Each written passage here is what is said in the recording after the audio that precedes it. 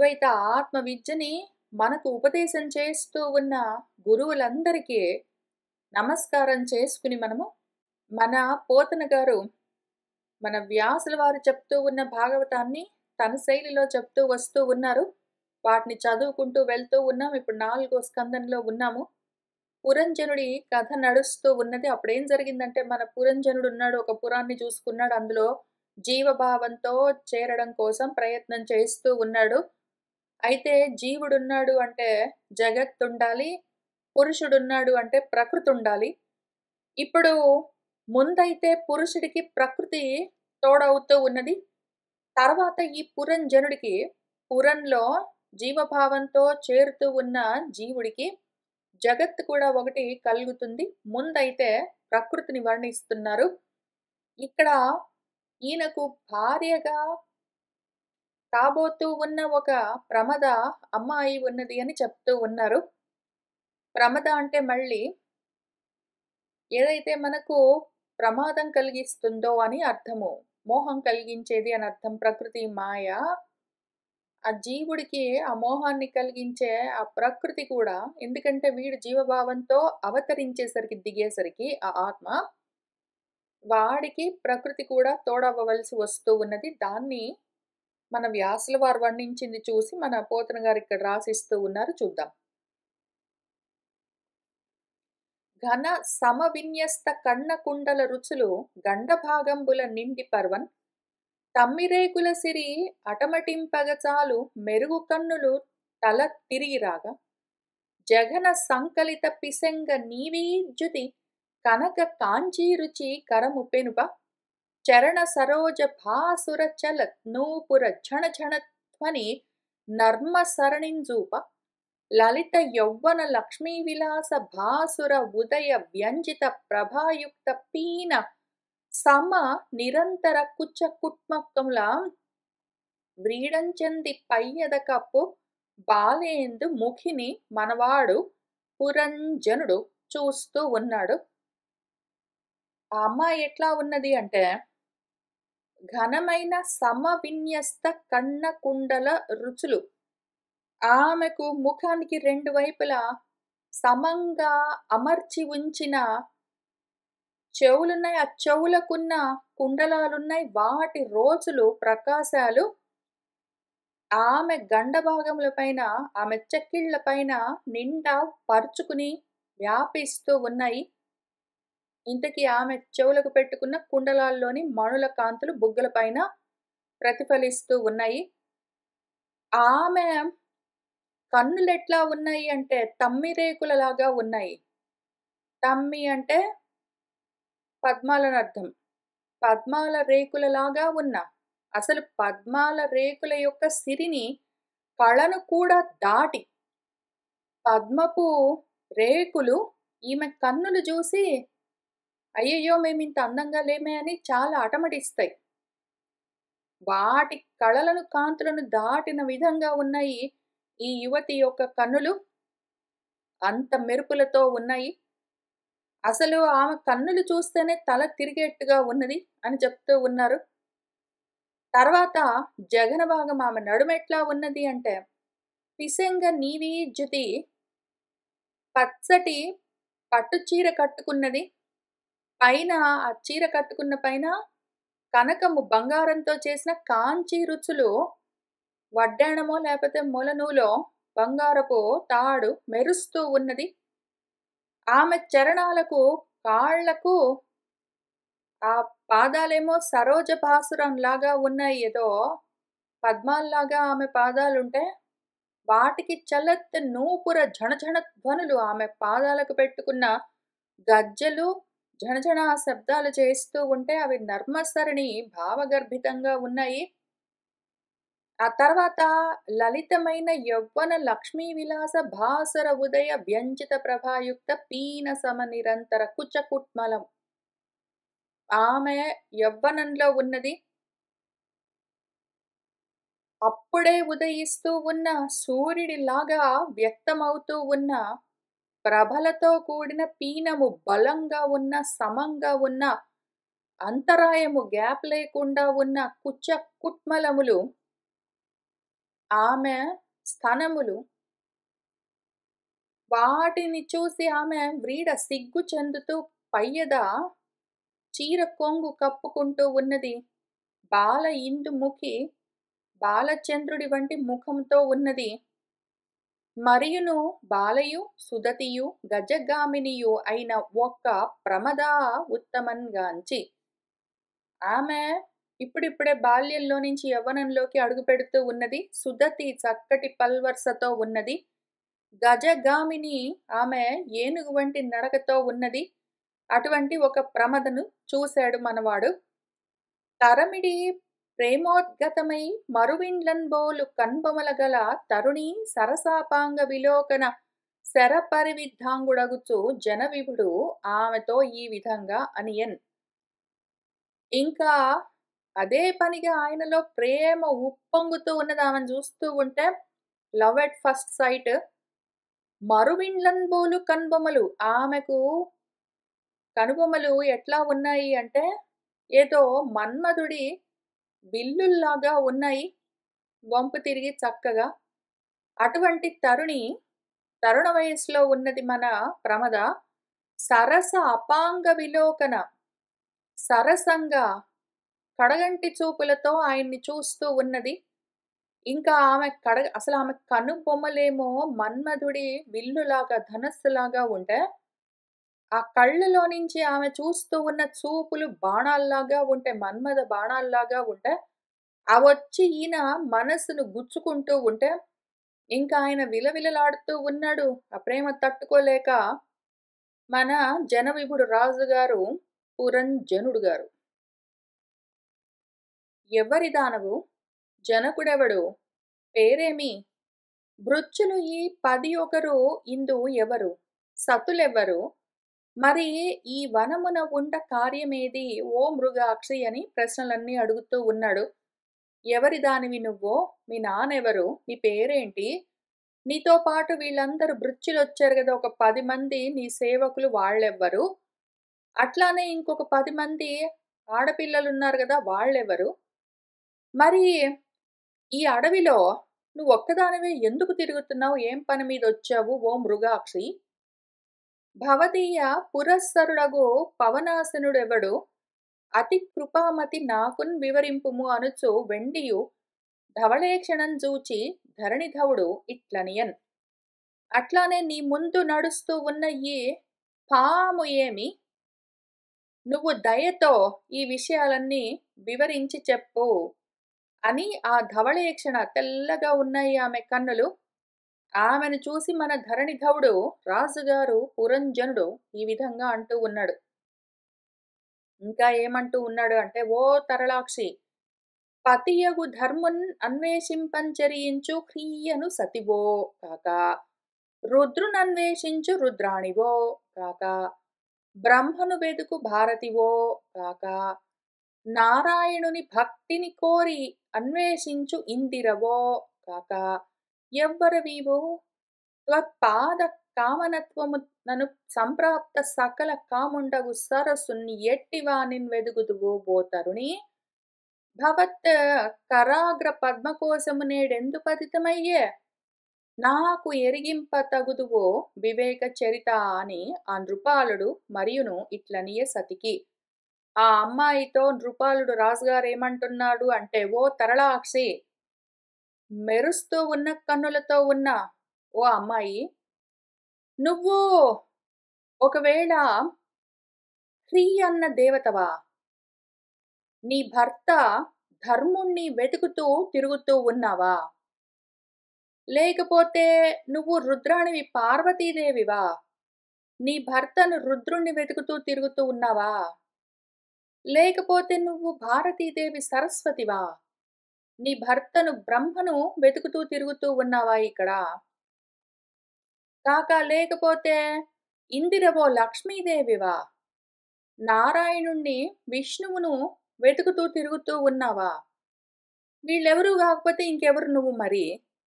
ఎందుకు అంటే, నీ నీ పాదాల దగ్గర, నీ కాళ్ళ దగ్గర పడి ఉండడమే చాలని కోరుకునేవాడు ఎవడైనా ఉంటే, అట్లా నువ్వు వాడిని నీ కాళ్ళ దగ్గర పడుండమని అనుగ్రహిస్తే ఇంక వాడి కోరికలన్నీ తీరినట్టే గదా! అటువంటి సరసుడిని ఎవడినైనా వెతుక్కుంటూ తిరుగుతూ ఉన్నావా ఓ తరుణి, ఓ అమ్మాయి?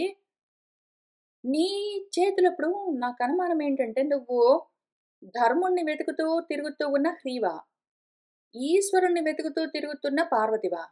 బ్రహ్మ కోసం వచ్చిన భారతివా? విష్ణువు కోసం వచ్చిన లక్ష్మివా?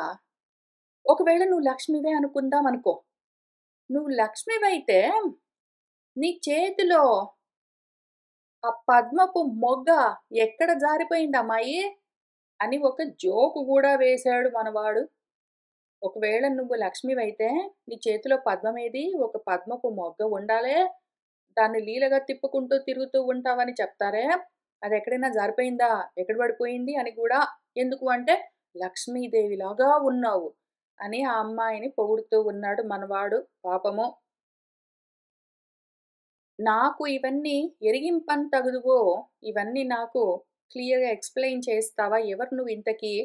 అని ఆ రాజు ఆ అమ్మాయితో అంటూ ఉన్నాడు. అంటూ ఇంకా ఏమంటున్నాడంటే, నాకనిపించింది నువ్వు హ్రీవో ధర్ముడి కోసమో, పార్వతివో శివుడి కోసమో, సరస్వతివో బ్రహ్మ కోసమో, లక్ష్మివో విష్ణువు కోసమని నేను అనుకున్నాను గానీ కాదనిపిస్తున్నది. ఎందుకంటే నీ కాళ్ళు భూమి మీద ఆనుతూ ఉన్నాయి. వాళ్ళందరూ దేవతామూర్తులు. నువ్వు ప్రాబబ్లీ కాకపోయుండొచ్చు. అందుకని ఇంకొక ప్రశ్న అడుగుతాను. కరమొప్పగ నీవిటు భూచరవగుటను హ్రీవి శివవు శారదవు సాగర కన్యవు కాకుండుటన్ తరుణి పొడగంటిని అని పదంపడి పలికెన్. నువ్వు ఈ రకంగా భూమి మీద నడుస్తూ ఉన్నావు. దేవతలకు పాదాలు భూమి మీద తాకవని చెప్తారు. కాబట్టి నువ్వు హ్రీవో, పార్వతివో, శారదవో, లక్ష్మివో కావు అని పొడగంటిని నేను కనిపెట్టాను అని పదంపడి పలికెన్. వెంటబడి చెప్తున్నాడామె. వెంటబడి ఇంకదే పనిగా మాట్లాడుతూ ఉన్నాడు అన్నగారు. ఇంకా ఏమంటున్నాడంటే, మొనసి అదభ్ర కర్ముడైన సరసిజోదరుని భుజాపాలిత ఉదాత్త లలిత పరంలోకం అలంకరించు ఇందిరా సుందరి చందంబున నీవు అలంకరింపన్ కడంగు పంకజాక్షి అదిగాక తావకీన అపాంగరుచి మోహిత అంతరంగుండనైనట్టి నన్ను మహిత సవ్రీడ భావ సన్మందహాస చారు విభ్రమ భ్రూలత ప్రేరితుడుగా తనరు భగవంతుండగునట్టి మనసిజుడు పడతీ ఉడుగక పీడింపతొడగే ఇప్పుడు అని ఆయన ప్రాబ్లం చెప్తున్నాడు. ఓ అమ్మాయి, అదభ్ర కర్ముడు ఘనకార్యాలన్నీ చేసేవాడు ఆ ఈశ్వరుడెవరున్నాడో భగవంతుడు ఆయనతో కలిసి పరలోకాన్ని లక్ష్మీదేవిలాగా అలంకరించవలసిన రూపము నీది, నీ సౌందర్యం అటువంటిది. ఆ విధంగా ఒకానొక వీరుణ్ణి కూడి నువ్వు ఈ పురాన్ని అలంకరించవలసి ఉన్నది అని చెప్తూ ఉన్నాడు. ఇంతకీ ఆయన ఏం చెప్తున్నాడంటే, పురీం ఇమాం వీరవరేణ సాకం అర్హసి అలంకర్తుం అదభ్ర కర్మణా లోకం పరం శ్రీహీవ యజ్ఞపుంసా అని మూలము. అందులో ఏమున్నది అంటే, ఈ పురిని నువ్వు ఒక వీర వరుణ్ణి చూసి వాడితో సాకం, వాడితో పాటు అలంకరించడానికి అర్హత కలిగి ఉన్నావు. నువ్వు ఒక వీర వరుడితో ఈ పురాన్ని అలంకరించవలసి ఉన్నది. అందుకు తగిన దానివి నువ్వు. ఎట్లా అంటే అదభ్ర కర్మణ యజ్ఞపుంస ఘనకార్యాలన్నీ గొప్ప కర్మలన్నీ చేసే యజ్ఞ పురుషుడితో పాటు శ్రీ పరలోకాన్ని అలంకరించినట్టు నువ్వు ఈ పురాన్ని అలంకరించడానికి అర్హురాలవు అని చెప్తూ ఉన్నాడు. ఇక్కడ కొంచెం విషయం అటు ఇటు అయింది కాబట్టి మూలం చూసుకున్నాము. ఇంతకీ మహిత గొప్ప సవ్రీడ భావ సన్మందహాస చారు విభ్రమ భ్రూలత ప్రేరితుడుగా తనరు భగవంతుడు. నువ్వు కనుబొమలు కదిలిస్తూ ఉంటే సిగ్గుపడుతూ చిరునవ్వులు నవ్వుతూ నీ కనుబొమలు కదిలిస్తూ నువ్వు చూస్తూ ఉంటే దానితో ప్రేరేపింపబడి ఆ భగవంతుడు మన్మధుడు ఉడుగక వదిలిపెట్టకుండా ఓ పడతి నన్ను పీడిస్తూ ఉన్నాడమ్మాయి. కావున తరుణి సుతారలోచన యుతంబును మంజు సుధా సమాన భాసుర మృదువాక్య యుక్తమును శోభిత కోమల లంబమాన సుందర చికురాభిరామము ఉదారమును అయిన భవత్ ముఖాబ్జమున్ సురుచిరలీలన్ ఎత్తి నన్ను చూడుమో సిగ్గును చందన్ ఏటికి. ఎందుకమ్మా సిగ్గుపడుతున్నావు అమ్మాయే? ఆ మన్మధుడు నన్ను పీడిస్తూ ఉన్నాడు.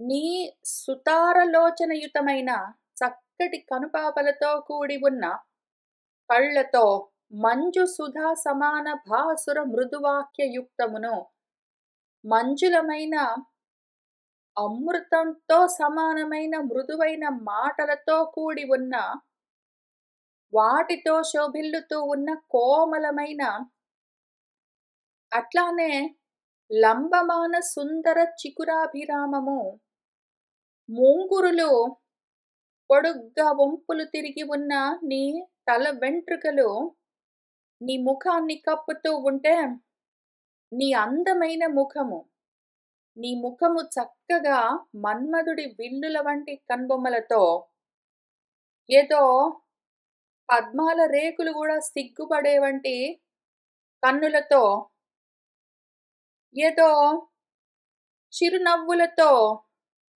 వీటన్నింటితో కూడి ఉన్నది. కానీ నువ్వు సిగ్గుపడుతూ తల వంచుకునేసరికి నీ జుట్టంతా నీ ముఖం మీద పడి నీ ముఖం నాకు కనిపించట్లేదు. కాబట్టి ఓ అమ్మాయి, భవత్ ముఖాబ్జమన్ నీ ముఖ పద్మాన్ని సురుచిర లీలన్ ఎత్తి కొంచెం అందంగా పైకెత్తి నన్ను చూస్తావా? నీ ముఖం నాకు చూపిస్తావా? నా ముఖాన్ని చూస్తావా? సిగ్గెందుకు పడుతూ ఉన్నావో అని అడిగాడు.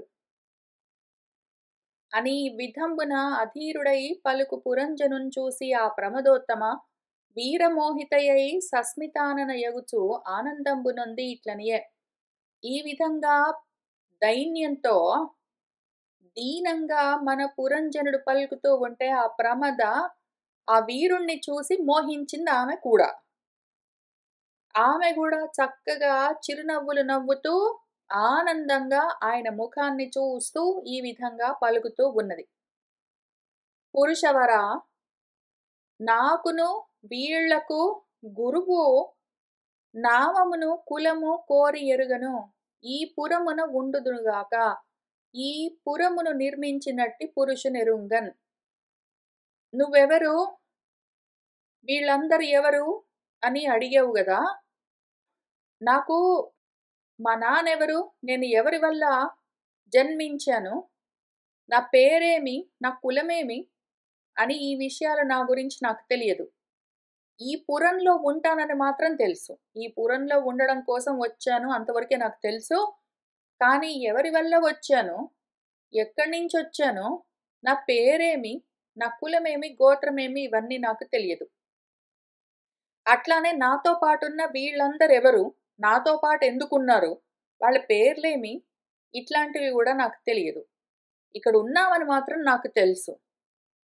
అట్లానే ఈ పురాన్ని ఎవరు నిర్మించారో ఆ పురుషుడెవరో కూడా తెలియదు నాకు. నాకు నా పుట్టు పూర్వోత్తరాలు తెలియవు. నేను ఇక్కడ ఉన్నానని మాత్రం తెలుసు. వీళ్ళెవరంటే వాళ్ళెవరో కూడా తెలీదు. ఉన్నారని తెలుసు, నా స్నేహితులు వాళ్ళు. వీరలు నా సఖులు, ఈ లలనారత్నములు ఆర్యవినుత నా చెలులు. ఈ ఉరగము నేను నిద్రింపగ ధీరత మేల్కాంచి పురము ధృతిన్ పాలించున్. ఈ వీరులు ఈ 11 మంది ఎవరు అన్నావు కదా, ఈ 11 మంది నా స్నేహితులు. ఈ ఆడపిల్లలు 11 మంది నా స్నేహితురాళ్ళు. ఈ ఉరగము ఎందుకో ఇక్కడ మన పోతన గారు వృద్ధ ఉరగం అని రాశారు. అది వృద్ధ ఉరగం అవ్వడానికి వీల్లేదు. అది ఓన్లీ ఉరగము. నేను నిద్రింపగా, నేను పడుకుంటే అది మేల్కొని ఉండి ఈ పురాన్ని పాలిస్తూ ఉంటుంది, రక్షిస్తూ ఉంటుంది అని చెప్పారు.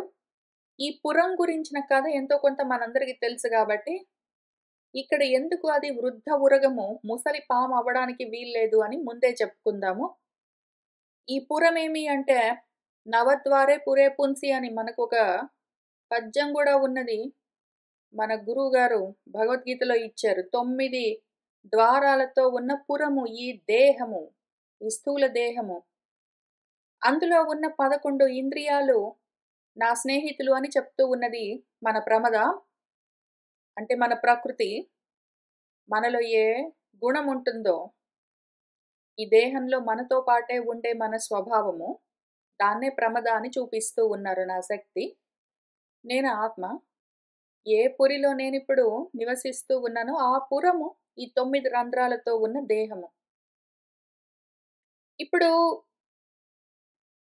ఈ పురము ముందు ఉన్న ఈ అమ్మాయికి ముందుగా నడుస్తూ ఉన్న పామేమి అని అడిగాడు మన పురంజనుడు. ఆ పామేమి అంటే కాల సర్పమది. ఊపిర్లుగా లోపలికి బయటికి వస్తూ పోతూ ప్రాణవాయువులుగా అది ఈ పురాన్ని కాపాడుతూ ఉంటుంది. అయితే ఆ పురానికి ఎంత వయసున్నదో ఆ ఆయుష్‌కి అంతే వయసుంటుంది. పురము ఆ దేహం ఏదున్నదో దానికి వయసుంటుంది. ఆ పురము ఆ దేహము ముందు బాల్యావస్థలో, తర్వాత యవ్వనంలో అది అంతకన్నా ముందు కౌమారం, తర్వాత యవ్వనం, దాని తర్వాత ఏదో వార్ధక్యము, ఇంక తర్వాత జరతో వార్ధక్యం వచ్చిన తర్వాత మరణము ఇవన్నీ దేహానికి ఉంటాయి గానీ, మన పాము ఒకవేళ జరాతో ఆ ప్రాణము కొంచెము అలిసిపోతూ ఉన్నది అని చెప్పాలంటే గూడా, అప్పుడప్పుడే బాల్యంలో నుంచి యవ్వనంలోకొస్తున్న ప్రాణము అలసిపోవడం అవంతా ఉండదు. అది కొంచెం బలంగానే ఉంటుంది. మన ఊపిర్లు, మన ప్రాణాలు ఆ సమయంలో బలంగానే ఉంటాయి. జరతో మనం వార్ధక్యంతో ముసలితనంలో ఉన్నప్పుడు మన ప్రాణం కొంచెము అప్పుడది వృద్ధమవ్వచ్చు, ముసలిదైనట్టుగా కనిపించొచ్చు, ఏమైనా కావచ్చు. కానీ ఇప్పుడే ఉండడం కష్టం. కాబట్టి కుదరదని చెప్పుకుంటూ ఉన్నాము. మూలంలో గూడా అది వృద్ధ ఉరగమని మన వ్యాసుల వారిక్కడ చెప్పలేదు. ఓ మానదా! నాతో పాటున్న వాళ్ళందరూ నా సఖులు. వీళ్ళు నా సఖురాళ్ళు. ఈ నాగము అయం నాగః ఈ నాగు మయి సుప్తాయాం నేను పడుకున్నప్పుడు అది జాగర్తి మేల్కొని ఉంటుంది. ఏం చేస్తుంటుంది అంటే ఈ పురాన్ని పాలిస్తూ ఉంటుందని అంతవరకే చెప్పారు. అది వృద్ధ పాము అని చెప్పలేదు. కొన్ని విషయాలు మారిస్తే మనకు చెప్పుకోవడం కష్టమైతుంది. తత్వాన్ని అసలు చెప్తూ ఉన్న విషయం ఏమున్నది? అంతరార్థమైన రహస్యము. ఈ కథలో ఉన్న అంతరార్థం ఏమి అని డికోడ్ చేసుకునేప్పుడు ఇటువంటి మాటలు అడ్డం పడతాయి. వీటిని ఎక్స్‌ప్లెయిన్ చేయడం కష్టమైతుంది. సరే ఎనీవే తర్వాత ఆ అమ్మాయి ఏం చెప్పిందంటే, "మనుజ నాయక నీవు మద్భాగ్యవశమున ఇటకు ఏతెంచితివి. ఇప్పుడు నీకు మంగళంబగును. నీవు మహిత ఇంద్రియ గ్రామ భోగ్యంబులగు కామపుంజంబులను అర్ధిన్ సంపాదింతువు. అనఘాత్మ ఈ నవద్వార ప్రయుక్తమై తనరు పురము నీవు కైకొని ఏలు. నీకంటే దీనికి అధిపుడు అన్యుడు లేడు అనగా ఇందు మత్ ఉపనీతములైన కామములను అనుభవింపగా సమాసత మధిష్ఠింపుము ఎలమిన్ కోరి నీకంటే ప్రియులు ఎవ్వారు నాకు అరసి చూడంగ మనుజేంద్ర అదియుగాక. ఓ మనుజ నాయక రాజా నీవు నా భాగ్యవశంతో నాకు కనిపించవు. నా అదృష్టం బాగుండి నా భాగ్యవశాన నువ్వే ఇక్కడికొచ్చావు. ఇప్పుడు నీకంతా మంగళమే భద్రమవుగాక.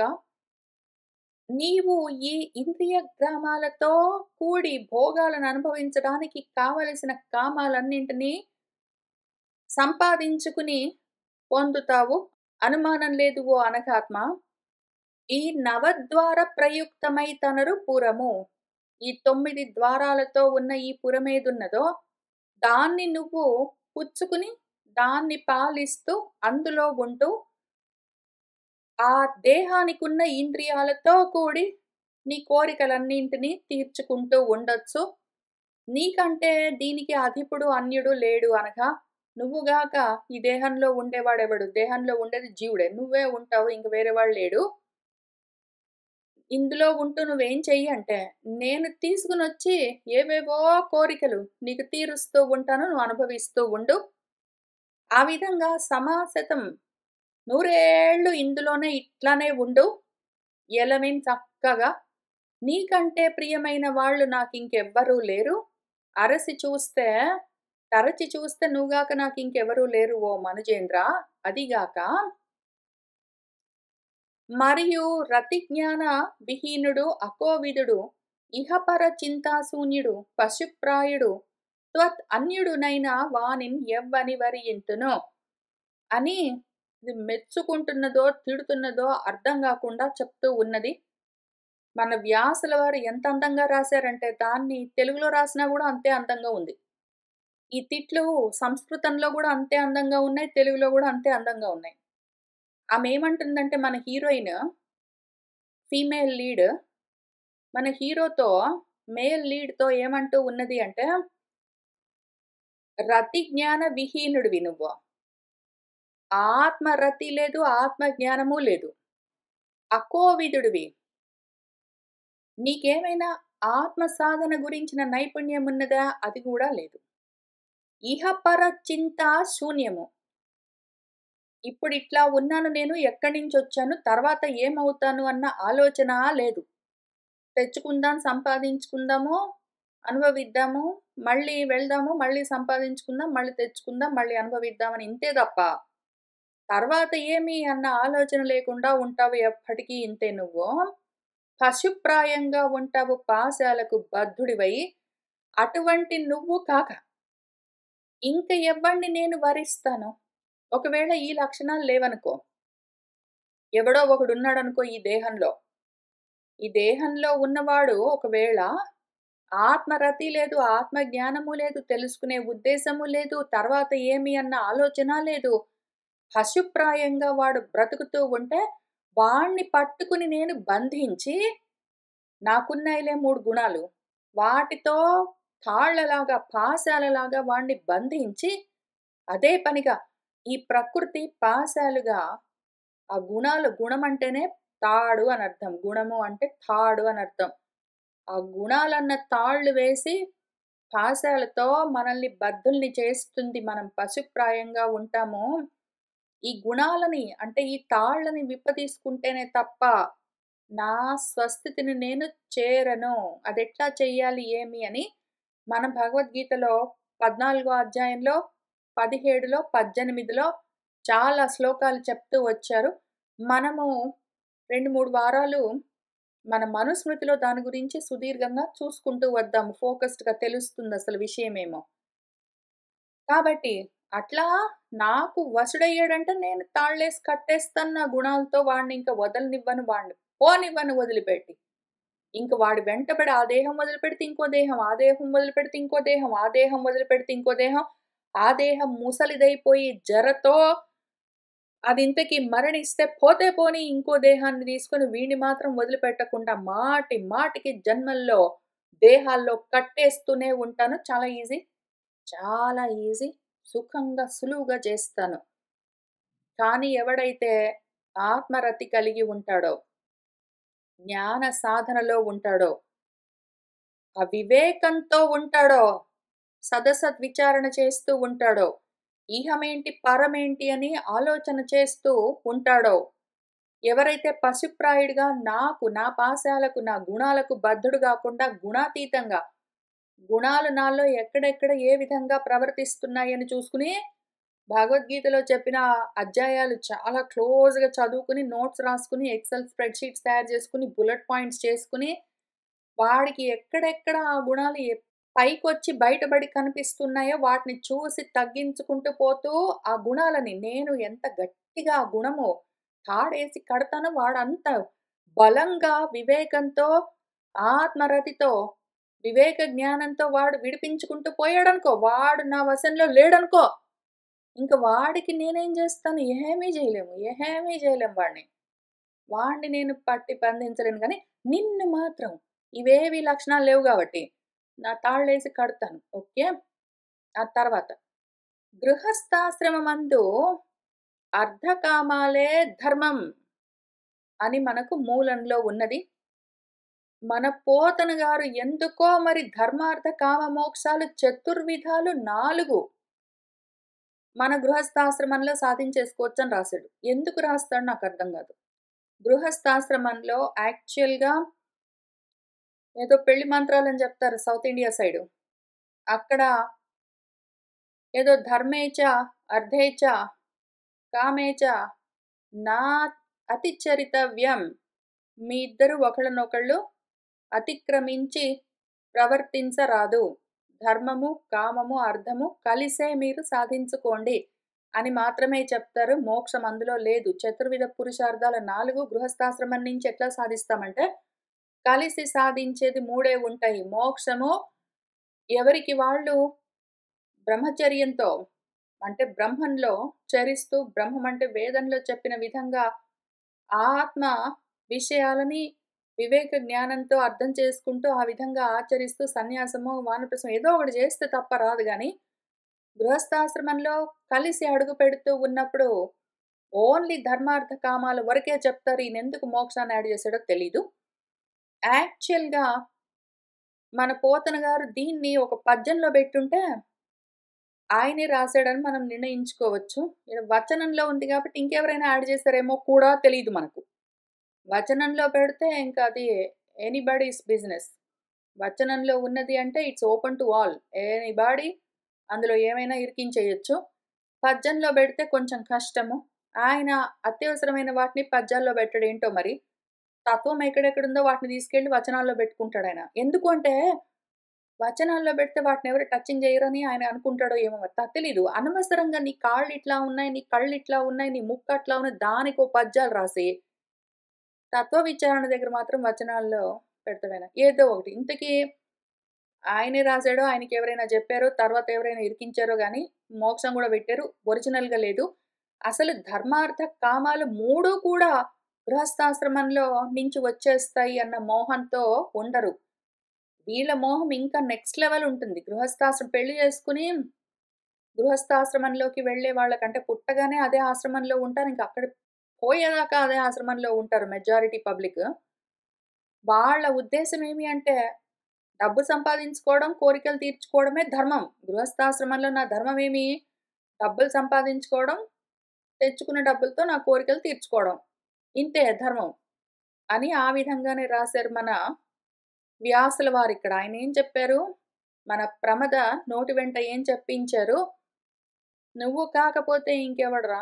నీలాగా పశువులాగా ఉన్నవాడినే నేను పాశాలేసి, గుణాలేసి కట్టేస్తాను గానీ, లేకపోతే మాత్రం వాడు నాకు దొరకడు. వాడు దాటిపోతాడు. వాడు చేతులు దాటిపోయినవాడు. వాడు చేతులు దాటిపోయినవాడు. వాళ్ళుంటారులే జ్ఞానులు అని అట్లా ఏవో పేర్లతో ఉంటారు వాళ్ళు. Waste fellows. మనకి పనికిరారు. వాళ్ళకసలేమీ తెలీదు. కేవలం మాత్రం పట్టుకొని కూర్చుంటారు. ఏకం ఏవ అంటారు. అబ్బోహ! వాళ్ళు మనకర్థం గారు. వాళ్ళని వదిలిపెడదాం. మనం మాత్రం ఇట్లా అజ్ఞానంలో పసిప్రాయంగా ఉంటాం గాబట్టి, మనం హాయిగా "నువ్వు అట్టనే ఉండురా, సగ్గా అట్లనే ఉండు. నేను బాగా తెచ్చిస్తాను. నువ్వు అనుభవించొచ్చని" చెప్తూ ఉన్న సందర్భంలో, ఆ ప్రమద ఏం చెప్తూ ఉన్నది అంటే, "ధర్మః హి అత్ర అర్థకామౌ" అర్థకామాలే ఇక్కడ ధర్మం. నీకు ధర్మమేమి? అర్థకామాలు. అర్థం అంటే సంపాదించుకొని తెచ్చుకో. ఇంక దాంతో కామం అంటే కోరికలు తీర్చుకో. ఆ తర్వాత ప్రజలను, పిల్లల్ని కను. పిల్లల్ని కనడం కోసం పెళ్లి చేసుకో. భార్యాభర్త కలిసుండండి. రకరకాల సుఖాలనుభవించండి. బిడ్డల్ని కనండి, పెంచండి. ఇంక ఇదే అమృతత్వం. ఇంకింతే. ఇంక దీన్ని మించిన అమృతం ఏమైనా ఉందా? దీన్ని మించిన పేరు ప్రతిష్టలున్నాయా? అసలింకా విశేషమైన రజోత్తమో గుణాలతో కూడిన విశేషమైన శోకాలు, మోహాలతో కూడి ఉన్న లోకాలే ఉంటాయి. ఇట్లాంటి విశేషమైన శోకాలు, మోహాలు, విశేషమైన రజోతమో గుణాలు వీళ్ళకేం తెలుస్తాయి? వీళ్ళకేం తెలీదు అని చాలా విచిత్రంగా విశోకం, విరజం అని రాశారు. అశోకం మన వ్యాసుల వారు ఒకవేళ విగత శోకమని చెప్పదలుచుకుంటే అప్పుడాయన అశోకమే అనొచ్చు. కానీ ఆయన విశోకం అని పిలిచారు. ఎందుకు అంటే విశేషమైన శోకాలు. ఓన్లీ మోక్షం లేకపోతే శోకమోహాలు ఎక్కడ వదులుతాయి? మోక్షమే లేదు. ఉన్నదంతా బంధమే. పశుప్రాయంగా ఉన్నావు అంటే విశేషమైన శోకాలు, విశేషమైన మోహాలు, విశేషమైన అంతులేని రజోతమో గుణాలతో బద్ధులై ఉండడమే ఉంటుందక్కడ.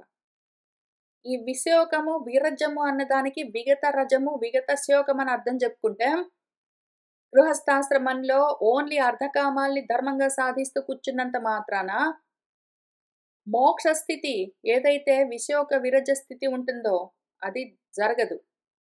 ఆయన చాలా జాగ్రత్తగా రాశారు మన వ్యాసుల వారు. అయితే దాన్ని గృహస్థాశ్రమం మీద ప్రేమ ఉంటే ఇట్లా ఉంటుంది. ధర్మార్థ కామ మోక్షాలెక్కడుంటాయక్కడ?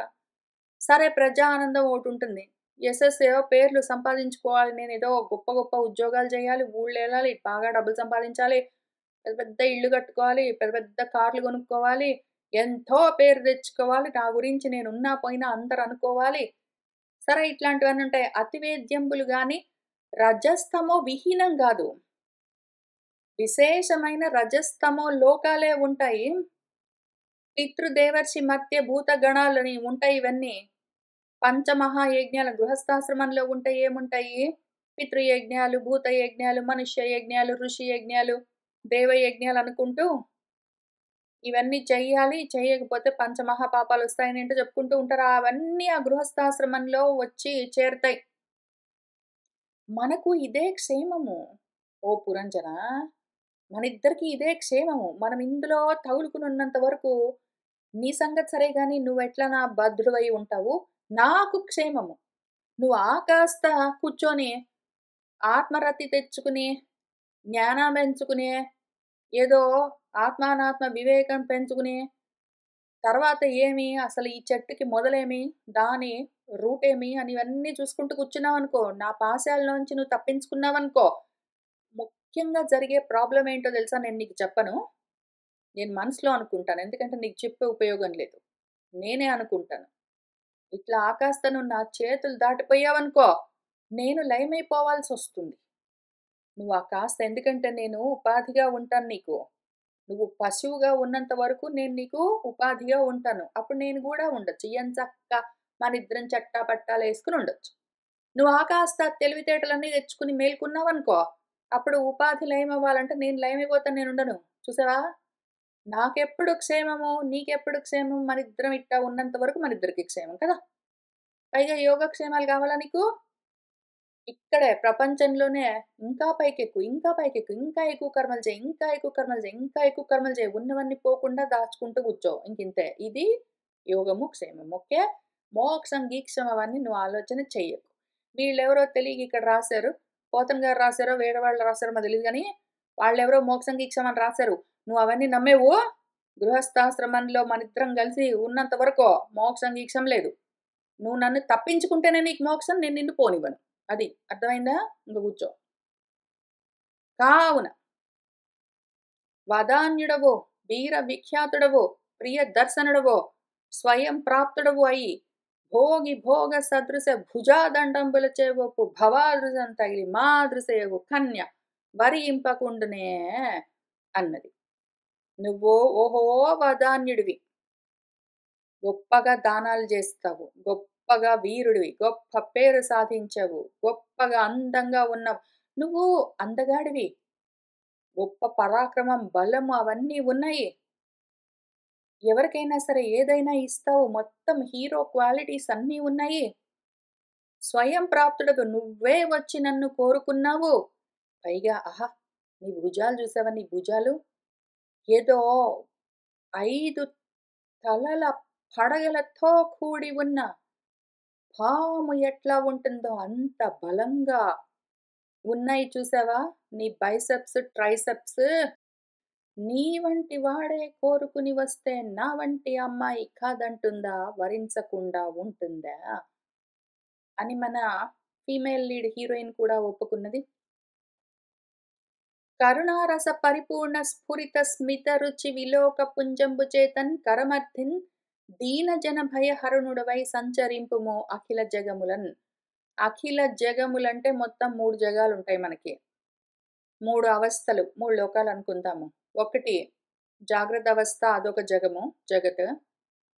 స్వప్నావస్థ, అందులో కలల ప్రపంచము. ఒకటి సుషుప్తి అవస్థ. వాటన్నింటిలో నువ్వేం చేయంటే నీ కరుణతో కూడిన చిరునవ్వులతో కూడిన చూపులతో దీనజనులను కాపాడుతూ వాళ్ళ భయాన్ని తొలగిస్తూ నువ్వు ఈ 3 లోకాల్లో ఉంటే జాగ్రత్త అవస్థలో లేదా స్వప్నావస్థలో లేదా సుషుప్తి అవస్థలో లేదా స్వప్నావస్థలో లేదా జాగ్రత్త అవస్థలో ఇక్కడిక్కడే తిరుగుతూ ఉండు.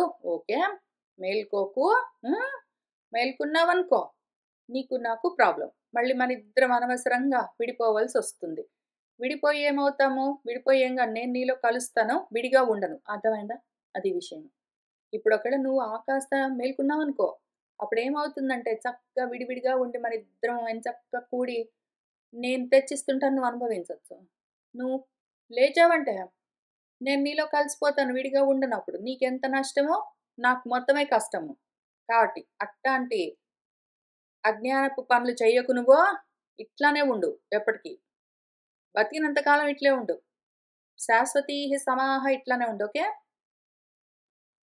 అని ఈ గతిన్ పలికిన ఆ వనజాక్షిన్ పురంజనుడు వరించి, అమ్మయ్య ముదంబున అన్యోన్య ప్రీతిన్ తనరుచు తత్పురము చొచ్చి ధన్యుడయ్యాడు మనవాడు. ఈ విధంగా అమ్మాయి కూడా ఒప్పుకునేసరికి మన పురంజనుడు ఆమెను వరించాడు. ఎందుకంటే ఆమె ఆయన్ని వరించింది. ఇద్దరు ఒకరినొకరిని వరించుకున్నారు, పెళ్లి చేసుకున్నారు. అన్యోన్యంగా చట్టాపట్టాలేసుకుని ప్రీతిగా ఆ పురంలోకి చొచ్చారు. ఆ దేహంలోకి దూరారు ఇద్దరు, ప్రకృతి పురుషుడు. ఇంకా ఆ విధంగా ఇద్దరు ధన్యులయ్యారు. మనవాడు ధన్యుడయ్యాడు. ఎందుకు అంటే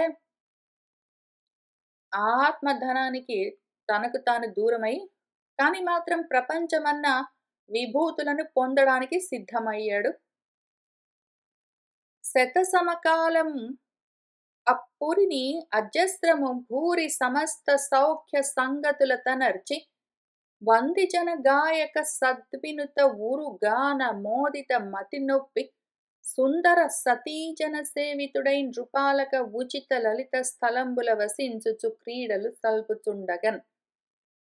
ఇంక ఎంతో కాలము ఆ పురంలో అంతు లేకుండా ఎడతెరిపి లేకుండా ఎన్నో భోగాలు అనుభవిస్తూ ఎంతో తింటూ ఉంటాడు. పానీపూరీలు అంటాడు, ఏదో వంకాయ కూర అంటాడు, ఏదో సాలెడ్స్ అంటారు, పాస్తాలు అంటాడు, పిజ్జాలు అంటాడు, ఏదో సినిమాలు అంటాడు, టీవీ సీరియల్స్ అంటాడు, ఏదో మ్యూజిక్స్ అంటాడు, ఏదో ఏఆర్ రెహమాన్ అమెరికాకు వచ్చాడు అంటాడు, లేకపోతే ఇంకెవరో ఇంకెక్కడికో వెళ్ళాడు అంటాడు, లేకపోతే నేనే ఇంకెక్కడికో వెళ్ళాను అంటాడు, లేకపోతే ఇంకేంటో నాకు పిల్లలు పుట్టాడు అంటాడు. ఇంకేంటో వీడు ఒక్క సౌఖ్యం ఒక్క సుఖం కాదనడు.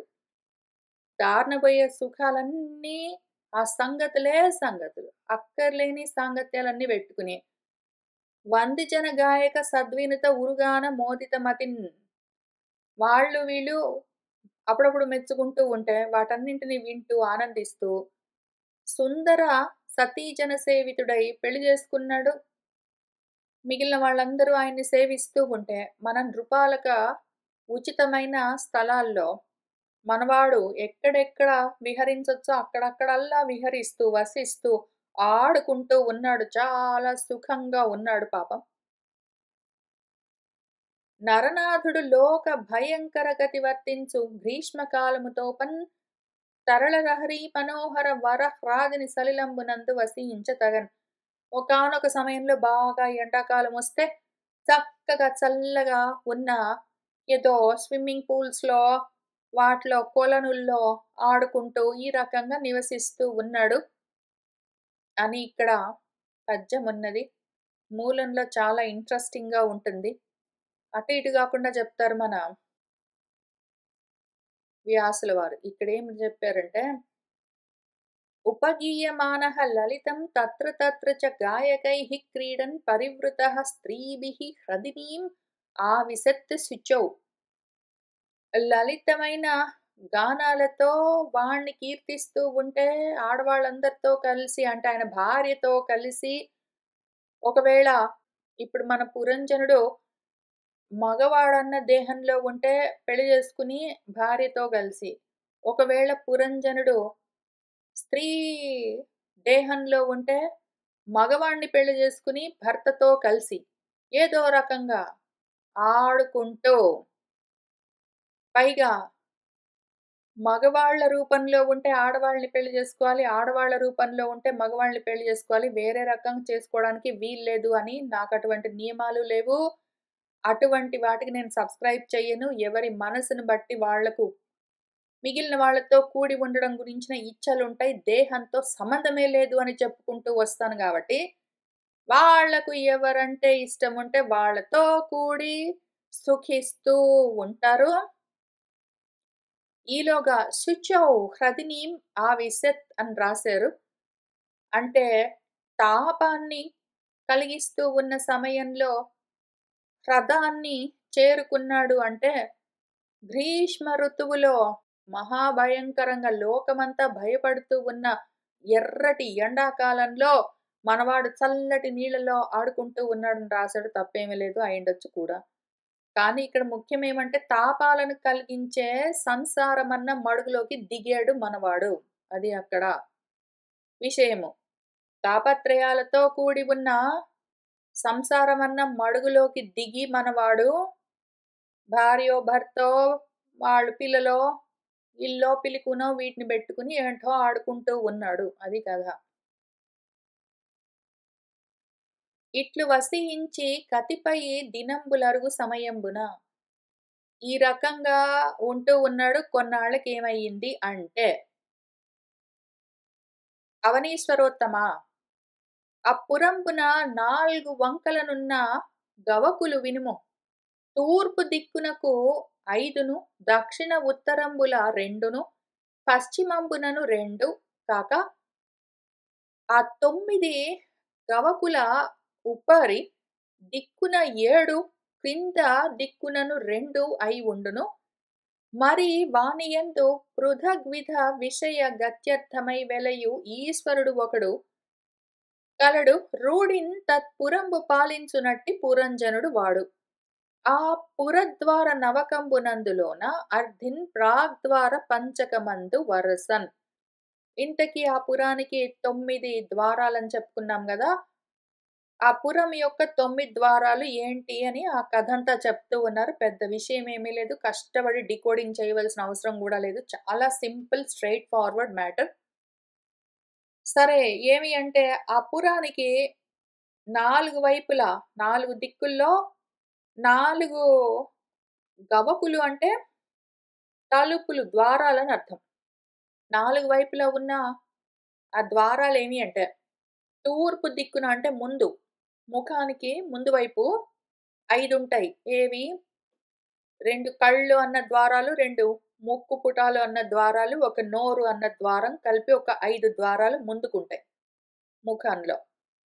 ఒకటి దక్షిణం వైపు, ఒకటి ఉత్తరం వైపు 2 చెవులు, ఒకటి కుడి సైడు, ఒకటి ఎడమ సైడు 2 చెవులుంటాయి. పశ్చిమం సైడ్ అంటే కింది సైడు 2 ద్వారాలుంటాయి. ఒకటి మలావయవము, ఒకటి మూత్రావయవము. ఈ 9 ద్వారాలతో ఉంటాయి గదా! అందులో ఉపరి పైన పై దిక్కులో 7 ఉంటాయి. ఎందుకు? 2 కళ్ళు, 2 ముక్కు పుటాలు, ఒక నోరు, 2 చెవులు కలిపి 7 రంధ్రాలు, ద్వారాలు పైన ఉంటాయి. కింద దిక్కులో 2 ఉంటాయి. మల అవయవము, మూత్ర అవయవము 2 రంధ్రాలు, ద్వారాలు కింది వైపు ఉంటాయి. వాట్లో నుంచి మన పురంజనుడు వేరు వేరుగా ఏవేవో విషయాల కోసము బయటికి వెళ్ళి వస్తూ ఉంటాడు. దానికి వాడే ఈశ్వరుడు. ఎవరు అంటే మన పురంజనుడు. ఈ ఐశ్వర్యమంతా ఉన్నది కదా విభూతి. దానికి మనవాడు ఈశ్వరుడు. దాన్ని పాలిస్తూ ఉంటాడు. ఈ రంధ్రాల్లో నుంచి బయటికెళ్తూ ఉంటాడు. ఏవేవో అనుభవాలు పొందుతూ ఉంటాడు. ఆ పురద్వార నవకము. ఆ పురానికి ఉన్న 9 ద్వారాల్లో నుంచి వెళ్ళిపోతూ వస్తూ ఉంటాడు. అందులో ప్రాగ్ద్వార పంచకము. ముందు వైపు ఒక 5 ద్వారాలని చెప్పాను గదా! అవేంటో చెప్తాను విను. ఖజ్యోతయు హవిర్ముఖియునను నామంబులు గల ద్వారయుగంబున జుమత్సకుడై విభ్రాజితాఖ్య జనపదంబును పొందును. ముందు 2 కళ్ళున్నాయి గదా! ఆ 2 కళ్ళకి 2 పేర్లు పెట్టారు. మన వ్యాసుల వారు. ఒకటి ఖజ్యోతము, ఒకటి హవిర్ముఖి అని. ఈ 2 కళ్ళతో ఆ 2 ద్వారాల్లో నుంచి మన పురంజనుడు జీవుడు జ్యుమంతుడు అన్న అంటే చూపు అన్న స్నేహితుడితో పాటు కలిసి విభ్రాజితము అంటే రూపాలు అన్న ఏదో ప్రాంతంలో తిరుగుతూ ఉంటాడు. అంటే ఏమి? కళ్ళు అన్న ఏవో ఇంద్రియాలతో, చూపు అన్న తన్మాత్రను బెట్టుకుని రూపాలు అన్న విషయాలను తెలుసుకుంటూ ఉంటాడు అని ఆ త్రిపుటి చెప్తుంది. ఇంతకుముందు స్కందాల్లో దాన్ని టెక్స్ట్ బుక్ లాగా చెప్పారు. థియరీ లాగా.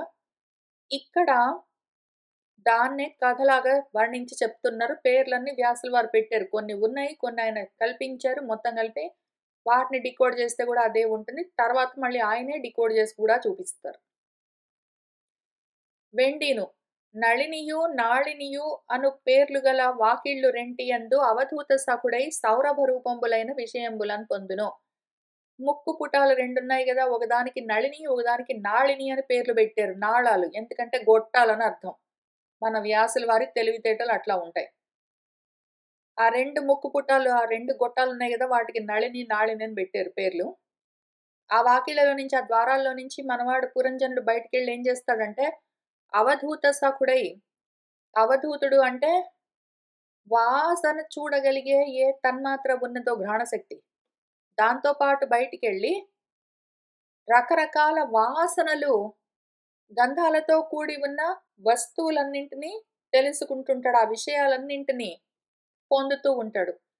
మరియు ముఖ్య నామకంబైన ప్రధాన ప్రాగ్ద్వారంబున రసజ్ఞ విపణాన్వితుడై ఆపణ బహుధనంబులను విషయంబులనొందును. ముఖ్య అని ఇంకో పేరు పెట్టారు. ముఖము అంటే నోరు అని అర్థం ఉంది. ముఖము అంటే ఫేస్ అని అర్థం ఉంది. ముఖము అంటే మౌత్, నోరు అని కూడా అర్థం ఉంది. హాస్యము అన్న, ముఖము అన్న సంస్కృతంలో 2 అర్థాలున్నాయి. ఇక్కడ ముఖము అంటే నోరు. ఈ నోరు అన్న ద్వారం ఉన్నది గదా!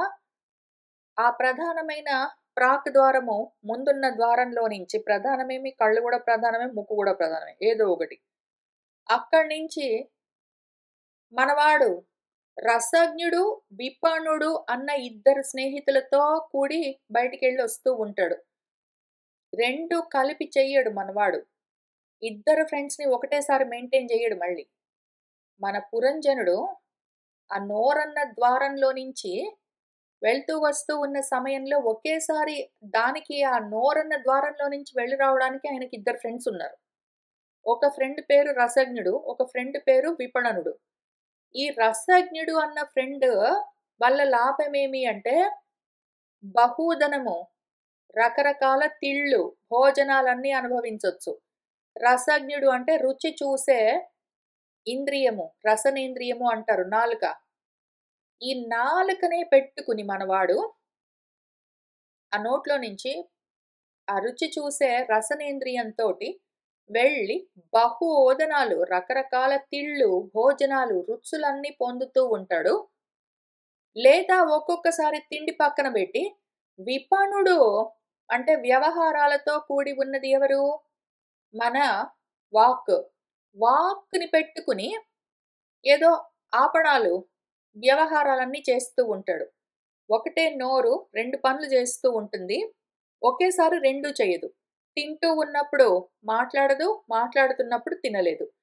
నోట్లో ఏదైనా పెట్టుకుని నములుతూ తింటూ ఉన్న సమయంలో ఆగవలసొస్తుంది. మింగిన తర్వాతే మాట్లాడాలి. కాబట్టి at any point of time మనవాడు ఒకే ఫ్రెండ్ తోటి బయటికెళ్తూ లోపలికొస్తూ ఉంటాడు. కానీ ఇద్దరు ఫ్రెండ్స్ ఉంటారు ఆ నోరు అన్న ద్వారం దగ్గర మనవాడికి. ఒక్కొక్కసారి వ్యవహారాలు, ఒక్కొక్కసారి రుచులు 2 దాంతో సాధిస్తూ ఉంటాడు. తర్వాత చెవుల సంగతి చూద్దాం. పితృహు నామకంబైన దక్షిణ ద్వారంబున శృతధరాన్వితుడై దక్షిణ పాంచాలంబను రాష్ట్రంబును వందును. పితృహు అని ఓ పేరు పెట్టారు. కుడి చెవికి మన వ్యాసుల వారి గురువుగారు పితృహు అని పేరు పెట్టారు. దాంతోటి ఆ కుడి చెవిలో నుంచి, ఆ ద్వారంలో నుంచి బయటికెళ్ళి శృతధరుడు అంటే ఏమి? శబ్దగ్రాహి. శబ్దాన్ని గ్రహించే ఏ ఇంద్రియమున్నదో దాంతో బయటికి వెళ్ళి దక్షిణ పాంచాల రాష్ట్రము కుడివైపున్న మొత్తం సామాన్లన్నీ వింటూ ఉంటాడు. అక్కడి నుంచి వస్తూ ఉన్న శబ్దాలు, విషయాలన్నీ వింటూ ఉంటాడు కుడివైపు. అట్లానే దేవహు అని ఎడమ చెవికి ఓ పేరు పెట్టారు మన వ్యాసుల వారు. ఆ చెవిలో నుంచి ఉత్తరం వైపు అంటే ఎడమ వైపు నుంచి బయటికి వెళ్ళి అదే శృతధరుడి నుంచి ఉత్తర పాంచాలం అంటే ఎడమ వైపు ఉన్న శబ్దాలన్నీ వింటూ ఉంటాడు.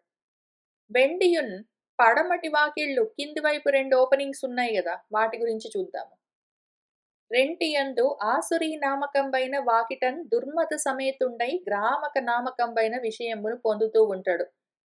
ఈ కింద ఉన్న 2 ఓపెనింగ్స్‌లో ఒక్కటి ఆసురి. ఒకదాని పేరు ఆసురి. అక్కడి నుంచి వాడు మైథున సుఖాన్ని అనుభవిస్తూ ఉంటాడు. భార్యతోటో, భర్తతోటో కూడి అనుభవించే కామ్య సుఖాలు ఆ ద్వారం నుంచి అనుభవిస్తూ ఉంటాడు. దానికి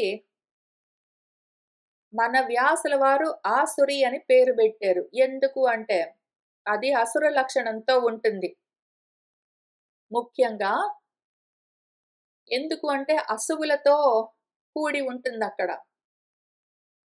మన వాళ్ళు గృహస్థాశ్రమంలోకి ప్రవేశించిన తర్వాత భార్యాభర్తలు కలిసి సంగమించినప్పుడు అక్కడి నుంచి బిడ్డలు కలుగుతారు కాబట్టి అసువులతో కూడి ఉన్న విషయం అక్కడంతా అదే ఉంటుంది. అందుకని దాని పేరు ఆసురి అని పెట్టారు. చాలా ఆలోచన చేసి. అది జననేంద్రియం అని కూడా పిలుస్తారు. ఆ తర్వాత దానికి ఎట్లా వెళ్తాడు అంటే దుర్మదుడు అన్న వాడితో కలిసి. ఎందుకంటే ఆ మదము లేకపోతే నేను అన్న అహంకారం లేకపోతే ప్రజోత్పత్తి చేయడం కుదరదు. అహంకారం ఉంటేనే మమకారము బిడ్డల్ని కనాలన్న కోరిక ఉంటుంది. అందుకని మన వ్యాసుల వారు ఆ కింది వైపు ఉన్న 2 ద్వారాల్లో ఒక రంధ్రానికి జననేంద్రియానికి ఆసరి అని పేరు పెట్టి, ఆ ఆసరి అన్న రంధ్రంలో నుంచి దుర్మదుడు అన్న స్నేహితుడితో పాటు కలిసి మన పురంజనుడు గ్రామ్య సుఖాలను అనుభవిస్తూ ఉంటాడు అని రాశారు. తర్వాత నిర్వృతి నామకంబైన వాకిటి యందు లుబ్ధకయుక్తుడై వైససంబను విషయంబు నొందుచుండును. నిర్వృతి అంటే నరకం. నరకం అన్న పేరున్న ఆ ద్వారంలో నుంచి లుబ్ధకుడు అన్న వాడితో కూడి వైససం అంటే హింస అన్న విషయాన్ని పొందుతూ ఉంటాడు అని చెప్తూ ఉన్నారు. అయ్యుండొచ్చు. ఇది మల విసర్జన కోసం ఉన్న రంధ్రము. అయితే అది నరకము, లోభితనము, హింస అని ఎందుకు పెట్టారని వ్యాసుల వారు సంస్కృతంలో చెప్పినప్పటి నుంచి ఆలోచన చేస్తూనే ఉన్నాను. పోనీ అనుకున్నాను ఇంక దాని గురించి ఎందుకు ఎక్కువగా ఆలోచన చేయడం అని. మళ్ళీ ఇక్కడొచ్చింది కాబట్టి మళ్ళీ అదే ఆలోచన కలిగింది నాకు. ఇంక దీనికి వేరే రకంగా ఎన్ని రకాలుగైనా అర్థం చెప్పుకోవచ్చేమో గానీ, నేను మాత్రం ఒక స్పెసిఫిక్ విధంగా ఈ 3 పేర్లకి ఎందుకంటే నరకము అన్నారు, లోభితనము అన్నారు, హింస అన్నారు. ఈ 3 మనకెందుకుంటాయి? యాక్చువల్‌గా మనము తిన్న తిండి అరిగిన తర్వాత పిప్పి తయారవుతే, ఆ పిప్పిని, మలాన్ని ఆ ద్వారంలో నుంచి బయటికి తోస్తాము. ఆ తర్వాత మనకు హ్యాపీగానే ఉంటుంది యాక్చువల్‌గా. బాత్రూమ్‌కెళ్ళొస్తే సుఖంగా ఉంటుంది శాంతిగా. అది నరకమెందుకు? అది నరకము లేదంటే హింస అప్పుడప్పుడు ఒకవేళ కాన్‌స్టిపేషన్స్ లాంటివుంటే హింస ఉంటుందనుకోండి. లోభితనం ఎందుకు? ఎందుకు పెట్టారు అని ఆలోచన చేశాను. ఆయన వ్యాసుల వారు ఏ కారణానికి ఆ పేర్లు పెట్టారో ఆయనే చెప్పాలి. కానీ నేను భావన చేసిందేమి అంటే, ఇది యాక్చువల్‌గా మన దేహంతో కూడి ఉండి దేహాత్మ భావనతోటి ఉన్న మన వైపు నుంచి గాదు.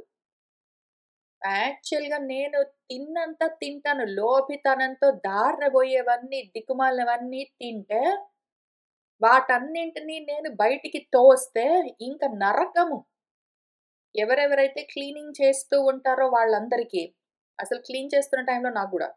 పైగా ఆ తర్వాత ఈ భూమికి, గాలికి అసలు ఆ పరాత్మ పనిలేక ఈ కలలన్నీ గంటూ, ఈ లోకాలన్నీ కల్పిస్తూ, ఈ సృష్టులన్నీ చేస్తూ, నాలాంటి బాడీస్ అన్నిటిని తయారు చేసిన ఎవరైతే ఆ తత్వం ఉన్నదో ఇవన్నీ క్లీనింగ్ చేసేది ఉన్నది గదా పాపం. దానికి నరకం.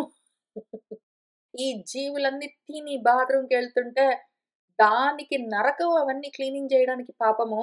ఇంకా అంత హింస అంతా ఇంత హింస గాదు. అంతా ఇంత హింస గాదు. కాబట్టి అటువైపు నుంచి రాసుంటారో ఏమో! ఇక్కడ తినడం బాత్రూమ్‌కెళ్ళి రావడం, కడుక్కొని ఇంకా ఆ విషయం మర్చిపోవడం. ఇటువైపు వీడి సైడ్ నుంచి గాదు గానీ, ఆ తర్వాత క్లీనప్ ప్రాసెస్ చేయవలసి ఉన్న తత్వాలేవున్నాయో,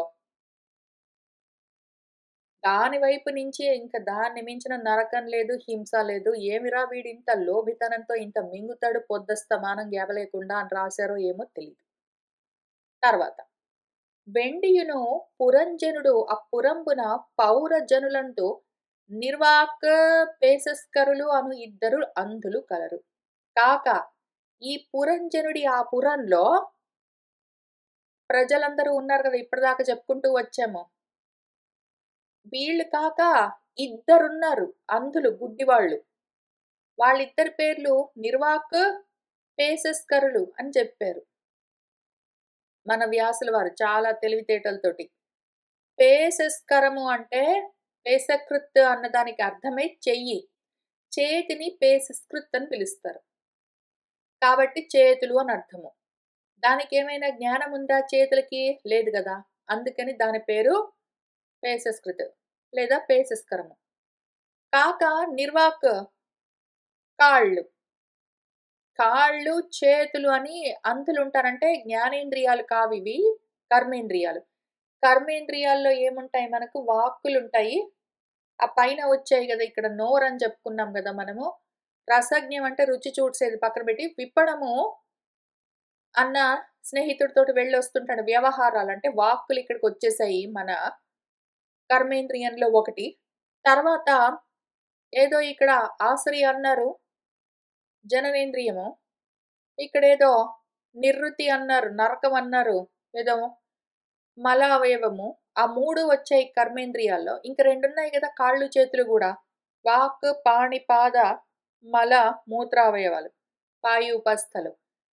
ఇప్పుడు పాయు, ఉపస్థ, వాక్ అయిపోయిన తర్వాత కాళ్ళు, చేతులు అని ఇద్దరు అంధులున్నారు. ఎందుకంటే జ్ఞానం ఉండదు వాటికి. ఈ కర్మ అవయవాలకి. వాళ్ళ చేత గమన కరణంబులను క్రియలనందుచూ ఉంటాడు వాడు. పేసస్కరుడితో కలిసి కరణము ఏవో కర్మలు చేస్తూ ఉంటాడు. చేతులతో పనులు చేస్తూ ఉంటాడు. పట్టుకోవడం, వదిలిపెట్టడం అట్లాంటివి. నిర్వాక్కన్న కాళ్ళతో కలిసి వాడు గమనము వెళ్తూ ఉంటాడు, వస్తూ ఉంటాడు, ఏంటో చేస్తుంటాడు. ఆ తర్వాత అప్పుడప్పుడు ఈ ఇంద్రియాలు 10 ఇంద్రియాలు, 5 జ్ఞానేంద్రియాలు, 5 కర్మేంద్రియాలు, 5 తన్మాత్రలు, ఆ బయటున్న సర్వ విధాలైన వేల కొద్దీ విషయాలు వాటన్నింటిని పక్కన పెట్టి, ఒక్కొక్కసారి లోపల కూడా చూసుకుంటాడు వాడు. అంతఃపురంలోకి అంటే లోపలికెళ్తాడు వాడి పురం లోపలికి. లోపల మనస్సుంటుంది. ఆ మనసు విషూచి. మనసుని విషూచి అని పిలుస్తారు. ఎందుకు అంటే అసమంగా ఉంటుంది. మనసెప్పుడు ఎక్కువ తక్కువలు చూస్తూ ఉంటుంది. మనసు ఎప్పుడూ భేదాలు చూపిస్తూ ఉంటుంది. అందుకని దానికి విషూచి అని పేరు పెట్టారు. అక్కడ విషూచి అని ఒక స్నేహితుడితో కలిసి లోపలికెళ్తాడు మనవాడు అంతఃపురంలోకి అని చెప్పారు మన వ్యాసుల వారు. అంతఃపురం అంటే వాడి మనసు. అక్కడ ఎక్కువ తక్కువలు చూసే స్వభావం ఏదున్నదో విషూచి అన్న స్నేహితుడు వాడితో కలిసి లోపలికెళ్ళి జాయా ఆత్మజ ఉద్భవంబులైన మోహ ప్రసాద హర్షంబులను పొందుతూ ఉంటాడు వాడు. భార్యో, భర్తో, బిడ్డలో వీళ్ళ వల్ల కలిగే మోహాలో, సంతోషాలో, ఏదో హర్షాలో వీటన్నింటిని పొందుతూ ఉంటాడు. వాడొకవేళ ఈ విషూచి కదా! అది విశేషాలను వేరుగా విషయాలన్నింటినీ భేదాలతో సూచిస్తూ ఉంటుంది గాబట్టి దాని పేరు విషుచి. ఒక్కొక్కసారి ఆ విషూచి అన్న మనసుతో, అంతఃపురంతో వాడు కూడి ఉన్నప్పుడు, అందులో సత్వగుణంతో ఉంటే వాడు హర్షంతో ఉంటాడు. సత్వగుణంతో ఉంటే వాడు ప్రసాదంతో, శాంతిగా ఉంటాడు. రజోగుణంతో ఉంటే హర్షంతో ఉంటాడు. తమోగుణంతో ఉంటే మోహంతో ఉంటాడు. ఈ విధంగా గుణాలేసి కట్టింది గదా మన ప్రమద. ఆ గుణాలు లాగిన కొద్దీ వీడు ఏదో తోలుబొమ్మలాగా, కోతి పిల్లలాగా గెంతుతూ ఉంటాడు. ఏదో అనుభవాలన్నీ పొందుతూ ఉంటాడు. ఈ విధంబునన్ కర్మాసక్తుడు, కామాసక్తుడు అయి బుద్ధి అను మహిషి చేత వంచితుడయ్యను వాడు పాపము మనవాడు ఒకవైపు కర్మాసక్తి, కర్మలు చేయాలన్న అత్యంత ఆసక్తి. ఒకవైపు కామాసక్తి, కోరికలు తీర్చుకోవాలన్న ఆసక్తి. కర్మాసక్తితో, కర్మలతో తగులుకునివాడు కర్తృత్వ భావంతో ఉంటాడు. కామాసక్తులతో ఉండి వాడు కామాలు, కోరికలకు తగులుకునివాడు భోక్తృత్వంతో ఉంటాడు. వాడు ఈ రకంగా కర్తృత్వ, భోక్తృత్వాలతో ఉండి వాడి బుద్ధి ఆ విధంగా దానికి తగులుకుని ఇంతకీ వాడి బుద్ధి ఆ ప్రమద అని చెప్పుకున్నాం గదా! అది వాడి బుద్ధి. వాడి బుద్ధి ఎట్లా ఉందో దాన్ని బట్టి వాడి గుణాలు. వాడి బుద్ధి అంతేనండి. వాడి గుణం అంతే అని చెప్తారు. బుద్ధి అన్నా, గుణాలన్నా అదే. ఆ లోపల ఏదున్నదో అంతఃకరణం. దాంతోటే వాడు వంచితుడయ్యాడు. వాడు మోసపోయాడు. మోసపోయి వాడిని వాడు పోగొట్టుకుని ఏం చేస్తున్నాడో తెలియక అటువంటి అవశ్యమైన స్థితిలో పరవశుడై వాడు నువ్వు ఇట్లానే ఉండరా, నువ్వు ఇట్లానే ఉండు, నువ్వు ఏమీ మార్పు లేకుండా ఇట్ట పడున్నావనుకో, అప్పుడు నీలాగా రతిజ్ఞాన విహీనుడు, అకోవిదుడు, ఇహపర చింతా శూన్యుడు, పశుప్రాయుడు నీలాంటి వాడు ఇంకెక్కడ దొరుకుతాడు నాకని చెప్పింది కదా. ఈ రకంగా ఉండి మనవాడు ఏమి చేస్తున్నాడో తెలుసుకోకుండా వాణ్ణి వాడు పోగొట్టుకుని మూర్ఖుడు మన కామిని, మన ప్రకృతి పానంబు చేసినన్ తాను పానంబు చేయును. అది కుడిచినన్ తానును కుడుచును. మరియు భక్షింపన్ తానును భక్షించును. నడచినన్ నడచును. నవ్వినన్ నవ్వును. ఏడ్వన్ ఏడ్చును. పాడినన్ పాడును. విన్నన్ వినును. చూచినన్ చూచును. కూర్చున్న కూర్చుండును. దుఃఖింప దీనుడై దుఃఖించును. నిలిచిన నిలుచును. నిద్రింపగ నిద్రపోవును. ముట్టినను ముట్టును. మూర్కొన్న మూర్కొనును. పలుకన్ పలుకును. పవ్వళింప పవ్వళించును. హర్షమును పొందన ఆత్మను హర్షముందు మోదమును పొందన తానును మోదము పొందుతూ ఉంటాడు. అసలు జరుగుతున్నదేది? అది చేస్తూ ఉంటే నేను చేస్తున్నాను అనుకుంటాడు వీడు. వీడి మూర్ఖత్వం ఎంత అంటే, అదేదో ప్రకృతి గుణాలు. దాన్ని బట్టి అదేంటో దేహము నీళ్లు తాగుతూ ఉంటే, ప్రకృతి గుణాన్ని బట్టి దాహము దేనికి? ఏదో ప్రాణానికున్న ధర్మము, ఆకలి, దాహము. అందుకని ప్రకృతి ఏదో ఒక గుణం పైకొచ్చి మంచినీళ్ళు తాగాలన్న కోరిక కలిగి ఆ దేహంతో ఆ ప్రకృతి, ఆ గుణము నీళ్లు తాగిస్తూ ఉంటే వీడు నేనే తాగాను అనుకుంటూ ఉంటాడు వాడు. ఎందుకు అంటే అంతగా విడదీయరాకుండా దాంతో అంతగా మమత్వం కూడిపోయాడు వాడు. అది తింటూ ఉంటే నేనే తింటున్నాను అనుకుంటాడు. ఆ దేహం తింటూ ఉంటే నేను తింటున్నాను అనుకుంటాడు. ఏదో అదేంటో నములుతూ ఉంటే నేను నములుతున్నాను అనుకుంటాడు. అది నడుస్తూ ఉంటే నేను నడుస్తున్నాను అనుకుంటాడు. అది నవ్వుతూ ఉంటే నేను నవ్వుతున్నాను అనుకుంటాడు. అది ఏడుస్తుంటే నేను ఏడుస్తున్నాను. అది పాడుతుంటే నేనే పాడుతున్నాను. అదేంటో వింటుంటే నేను వింటున్నా అండి అనుకుంటూ చెప్తాడు. అదేంటో చూస్తుంటే నేను చూస్తున్నానండి నాకు బాగా కనిపిస్తుందండి అని చెప్తాడు. అది కూర్చుంటే వీడు కూర్చుంటాడు. నేనే కూర్చున్నానని చెప్తాడు. ఎక్కడున్నావురా అంటే ఇక్కడ కూర్చున్నానని చెప్తాడు. నువ్వా కూర్చుంది నీ దేహమా? నీకు కూర్చోవడానికి ఒక ప్లేస్ ఉందా? అంతటా ఉన్నది నువ్వే కదా! అదేంటో దుఃఖిస్తుంటే వీడు ఏడుస్తుంటాడు. వీడికేంటో దుఃఖం కలిగిందని. వాడు సుఖ స్వరూపం వీడు. వీడు ఆనంద స్వరూపము. అదేంటో ప్రకృతి గుణాలతో అది ఏడుస్తుంటే వీడే ఏడుస్తూ ఉంటాడు. ఆ దేహం ఏడుస్తుంటే. అది నిలబడితే వీడు నిలబడతాడు. అది కూర్చుంటే వీడు కూర్చుంటాడు. అది పడుకుంటే వీడు పడుకుంటాడు. అనుకుంటాడు వాడు. నిజంగా పడుకుంటాడేంటి? వీడికి నిద్ర లేదు, వీడికి దుఃఖము లేదు, వీడికి కూర్చోవడం లేదు, నడవడం లేదు, నవ్వడం లేదు. కానీ ఆ దేహానికి ఉన్న గుణాలన్నింటిని పెట్టుకొని నాకే ఉన్నాయి అనుకుంటూ ఉంటాడు వీడు మూర్ఖుడు. అదేంటో తాకుతూ ఉంటే చేతులతో నేను తాకుతున్నాను అనుకుంటాడు. అదేంటో వాసన చూస్తూ ఉంటే ముక్కుతో నేనే చూస్తున్నాను అనుకుంటాడు. అదేంటో మాట్లాడుతూ ఉంటే నోటితో నేనే మాట్లాడుతున్నాను అంటాడు వాడు. అది పడుకుంటే నేను పడుకున్నాను అనుకుంటాడు. అదేంటో సంతోషిస్తుంటే వీడికే సంతోషం కలిగిందనుకుంటాడు. అదేంటో ఎంతో పరమానందాన్ని పొందుతుంటే అదంతా నాదే అనుకుంటాడు. అంత మూర్ఖంగా ఉంటాడు వీడు. అంత మూర్ఖంగా ఉంటాడు వీడు. ఎంత మూర్ఖత్వం అంటే, ఈ విషయము క్లియర్‌గా అర్థం చేసుకోవాలి. మనకు వ్యాసుల వారు ఇంకొక చోట థియరీ గూడా జెప్పారు. ఆ థియరీ చూద్దాము. మనకు 14 అధ్యాయంలో ఒక చాలా ముఖ్యమైన విషయం చెప్తూ వచ్చారు మన వ్యాసుల వారు గురువుగారు. ఆయనేమన్నారంటే, సత్వము, రజస్సు, తమస్సు అన్నవి గుణాలు. ప్రకృతి వల్ల కలిగే గుణాలు. అంటే పాశాలు. అంటే తాళ్ళు. అవి ఓ మహాబాహో ఆ దేహిని, ఆ దేహంలో బంధిస్తాయి. ఆ తాళ్ళేసి, గుణాలను వేసి ప్రకృతి ప్రమద వాణ్ణి ఆ దేహంలో బంధిస్తుంది ఇంక అదే పనిగా. అందులో నుంచి వాడు ఎట్లోకట్లా బయట పడాలి అని ఈ 14 అధ్యాయంలోనే మొదలుబెట్టి, మళ్ళీ దాన్ని 17 అధ్యాయంలో కంటిన్యూ చేస్తూ, మళ్ళీ 18 అధ్యాయంలో పూర్తి చేశారు. మన గురువుగారు భగవంతుడు వ్యాసుల వారు. దాన్ని మనం మళ్ళీ ఫోకస్డ్‌గా చదువుదాం. కానీ ఇవే గుణాలంటే తాళ్ళివే. ఆ ప్రకృతి ఈ గుణాలన్న తాళ్ళేసి, ఆ దేహిని పురంజనుడిని ఆ దేహంలో ఆ నవద్వారాలు 9 రంధ్రాలతో ఉన్న దేహంలో గట్టిగా బంధిస్తుంది.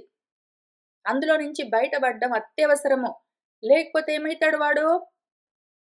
నవద్వారేషు దేహే అస్మిన్ ప్రకాశః ఉపజాయతే జ్ఞానం యదా తదా విద్యాత్ వివృద్ధం సత్వమితి ఉత అని చెప్తూ నవద్వారేషు దేహే అస్మిన్ అని జెప్పారు.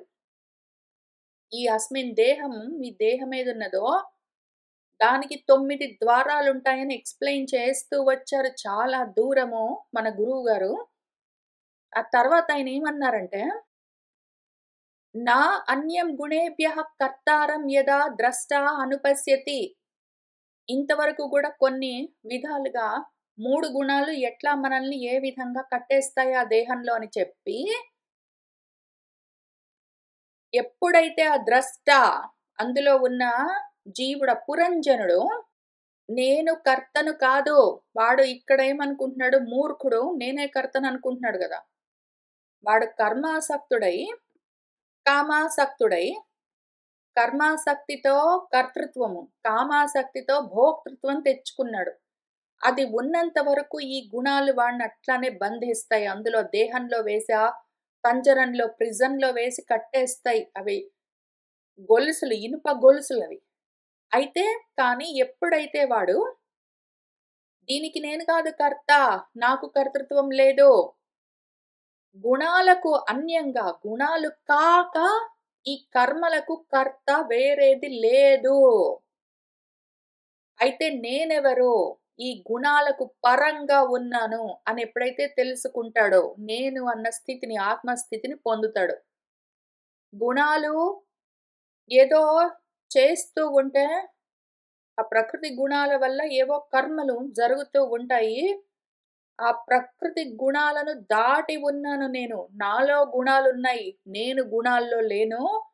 గుణాలు నాకు వశమై ఉన్నాయి. నేను గుణాలకు వశమై లేను. ఆ కర్మలు చేస్తున్నది నేను గాదు. నా గుణాలు కర్మలు చేస్తూ ఉన్నాయి. నా గుణాల వల్ల కర్మలు జరుగుతూ ఉన్నాయి. అని ఎప్పుడైతే వాడు తెలుసుకుంటాడో, అప్పుడు అందులో నుంచి ఈ బంధంలో నుంచి బయటపడతాడు. అప్పుడు వాడెక్కడికి వెళ్తాడు మనవాడు? ఒరేయ్! నువ్వు ఇట్లనే ఉండురా, ఇట్లనే ఉండు. రతి జ్ఞాన విహీనుడివై, అకోవిదుడివై, ఇహపర చింతాశూన్యుడివై, పశుప్రాయుడివై ఇట్లనే ఉండని జెప్పింది గదా! అట్లా ఎందుకుంటాడు వాడు? ఇవన్నీ గుణాలు చేస్తూ ఉన్న కర్మలు నావి గాదని తెలుసుకున్నాక వీటిని దాటుతాడు వాడు. ఇంకా అటువంటి వాడిని ఆ ప్రమద, ఆ ప్రకృతి అందులో కట్టి ఉంచలేదు. వాడు బద్ధుడు గాదు. అప్పుడు వాడు ముక్తుడవుతాడు.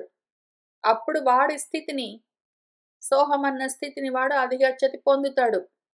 కాబట్టి గుణాన్యేతానతీత్య త్రీన్ దేహి దేహ సముద్భవాన్ జన్మ మృత్యు జర దుఃఖైః విముక్తః అమృతమశ్నుతే. ఎప్పుడైతే ఈ దేహి ఆ దేహంలో ఉన్న ఈ 3 గుణాలను దాటితే వెంటనే జన్మ లేదు, మృత్యు లేదు, జర లేదు, దుఃఖము లేదు. మళ్ళీ ఇక్కడ జన్మ ఇప్పుడే జన్మిస్తున్నాడు వాడు. మృత్యువు ఏదో భయుడు అని ఇంకా మన కథ పురంజనుడి కథ నడుస్తూ ఉన్నప్పుడు భయుడు అని ఒక పేరు పెట్టి రాశారు మృత్యువు గురించి. జర మనకు ఒక ప్రజ్వారుడు అని పేరు పెట్టి మన గురువుగారు జర గురించి చెప్తూ వచ్చారు. ఆ తర్వాతేవో దుఃఖాలన్నీ ఉంటాయని ఆధ్యాత్మిక, ఆదిదైవిక, ఆది భౌతిక దుఃఖాలు వాటికి కొన్ని పేర్లు అవన్నీ పెట్టి చెప్తూ వచ్చారు. వీటన్నింటిలో నుంచి ముక్తులమవుతాం అప్పుడు. అంతవరకు బద్ధులమవుతాం. ఈ గుణాలంటే తాళ్ళు. ఈ తాళ్ళు మనల్ని కట్టేస్తే ఆ దేహంలో మనం అక్కడే బద్ధులమై పశుప్రాయంగా ఉంటాం. ఎప్పుడైతే దాటుతామో నేను కాదని తెలుసుకోవడమే దాటడము. అవేవో జరుగుతూ ఉంటాయి. ప్రకృతి గుణాల వల్ల కర్మలు జరుగుతుంటాయి. నాకు సంబంధం లేదని తెలుసుకుంటే అప్పుడు వాడు ఆ బంధాల్లో నుంచి ఆ త్రిగుణాలు 3 తాళ్ళేసి కట్టేస్తుంది ప్రకృతి ఆ దేహిని దేహంలో. వాటిలో నుంచి బయటపడతాడు. అది అమృత స్థితి. అది అమృతత్వము. దాన్ని వాడు పొందుతాడు అని భగవంతుడు చాలా దూరం చెప్తూ వచ్చారు. పసిపిల్లలకు చెప్పినట్టు చెప్తూ వచ్చారు.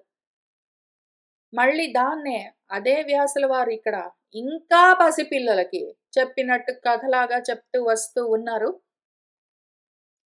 ఇంతకది విషయము. ఇంకా కొంత ఉన్నది మనకి అప్పుడే కాలేదు. ఇవాల్టికి ఇక్కడికి ఆపుతాను. వచ్చే వారం వచ్చి కలిసి కూర్చొని మళ్ళీ ఇక్కడి నుంచి చదువుకుంటూ ముందుకు వెళ్దాము. అద్వైత ఆత్మ విద్య కావాలని కోరుకుంటున్న వాళ్ళందరికీ కూడా అది కలగాలని ఆశిస్తూ ఉన్నాను. స్వస్తిరస్తు.